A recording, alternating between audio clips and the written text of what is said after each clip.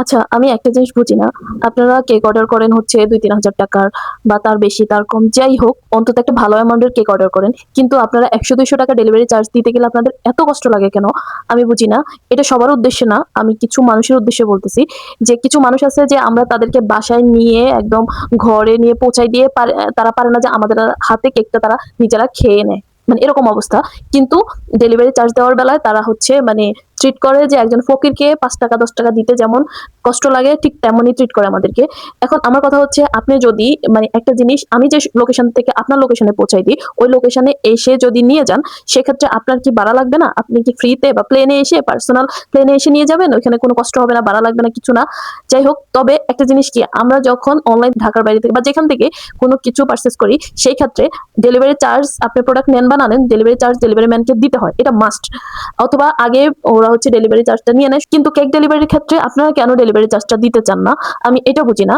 আরে ভাই, আমরা আপনাদের কথা ভেবে আপনাদের কাছে একটা ভালো প্রোডাক্ট পৌঁছাবো বলে আমরা নিজেরা ডেলিভারি করি। কোনো ডেলিভারি ম্যান দিয়ে প্রোডাক্ট পাঠাই না। কারণ ডেলিভারি ম্যান দিয়ে প্রোডাক্ট পাঠালে সে যত্ন করে নেয় না। আপনার কেকের ডিজাইনটা নষ্ট হয়ে যাবে। পরবর্তীতে আপনি একটা অকেশনের জন্য বা অনেক আশা করে কেকটা অর্ডার করছেন, কিন্তু আপনার হচ্ছে সেই অনুষ্ঠানটাই মাটি হয়ে যাবে। এখন আপনাদের কথা চিন্তা করে আমরা নিজেরা যত্ন করে হচ্ছে ডেলিভারি করি। এতে কি আমাদের কোনো দাম নাই? কি মনে করেন? মানে আমাদের কোনো মূল্য নাই, আমাদের কোনো কাজ নাই, হাতে একটা টাইম আছে। তো ওই টাইম আমরা কোনো কাজে লাগাইতে পারি না। আপনাদের কেক বাড়ি, বাসায় গিয়ে পৌঁছাই দেই। আমাদের কাজ হচ্ছে প্রোডাক্ট বানানো, ডেলিভারি করা না। কিন্তু আপনাদের কথা চিন্তা করে আমরা হচ্ছে ডেলিভারি করি। এটা যদি ডেলিভারি ম্যানকে দিতাম, সে যেমন ইচ্ছে তেমন আপনার কাছে হালুয়া পৌঁছায় দিত। মানে ভালো করে মিক্স করে সবকিছু আপনি হালুয়াই খাইতেন। আমরা যত্ন করে দেই তো, এজন্য আমাদের কোনো দাম নাই, মূল্য নাই। ভাই, আপনারা কেন বুঝেন না যে কেক খুবই সেনসিটিভ একটা জিনিস।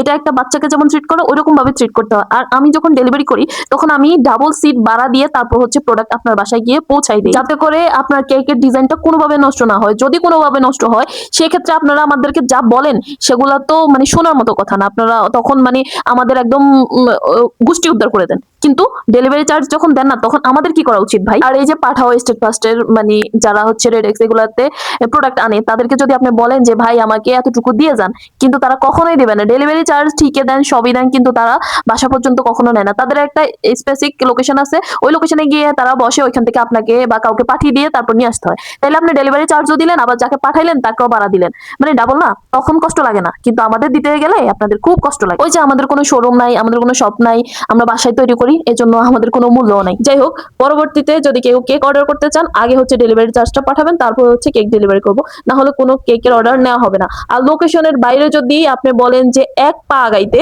আমি কখনোই সেটা করব না। ঠিক আছে?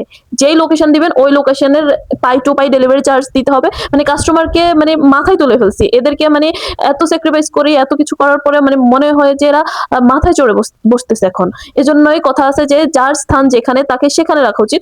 আপনি তারে যদি একটু সুযোগ দেন, সে আপনার মাথায় চেপে বসবে। তাই সকল হোম বেকারদের বলবো আপনারা আগে ডেলিভারি চার্জ নেবেন। আর হচ্ছে আপনাকে যে লোকেশন দিবে ওই লোকেশন থেকে আপনি এক পাওয়া গেবেন না, সেখানে তাকে আসতে হবে, এসে নিতে হবে। That's it. না মানে হচ্ছে তারা মনে করে যে আমরা হচ্ছে কেক বেচে খাই, এই কেক যদি তারা অর্ডার না করে তাহলে আমাদের রিজিক বন্ধ হয়ে যাবে, তাদের হাতে আমাদের রিজিক।